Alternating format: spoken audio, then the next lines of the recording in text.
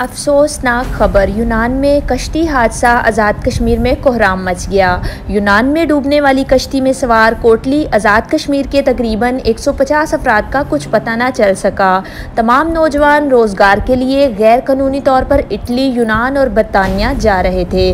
कश्ती में सवार एक ही ख़ानदान के 12 अफराद समेत 28 अफराद का तल्लुक खोई रट्टा के नवाही गाँव बिंडली से है।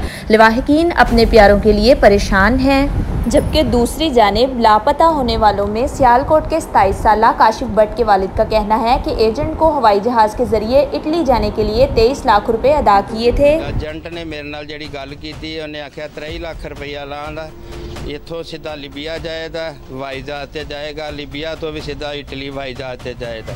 मेरी दरखास्त है वज़ीर आज़म अगे जल्दी तो जल्दी मेरे बच्चे की तलाश की जाए। दूसरी जानिब तर्जमान दफ्तर खारजा का कहना है कि यूनान कश्ती वाक़ये में जिंदा बच जाने वालों में 12 पाकिस्तानियों की शिनाख्त हो गई। उन्होंने कहा कि फ़िलहाल हादसे में जाबहक पाकिस्तानियों की तादाद और शिनाख्त की तस्दीक नहीं कर सकते। लाशों की शिनाख्त DNA से होगी। 50 के करीब लोग उसमें सवार थे। जो अभी तक की इतलात हैं, 4 लोग उसमें से बच गए हैं, उन्होंने मैसेजेस भी किए हैं। अभी जो शिप जो डूबा है, संक हुआ है, ये लीबिया से उस तरफ जा रहा था।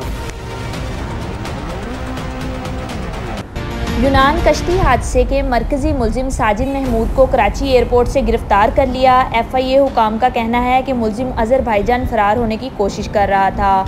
मुलजिम यूनान में बैठकर नौजवानों को यूरोप भिजवाने का नेटवर्क चलाता था।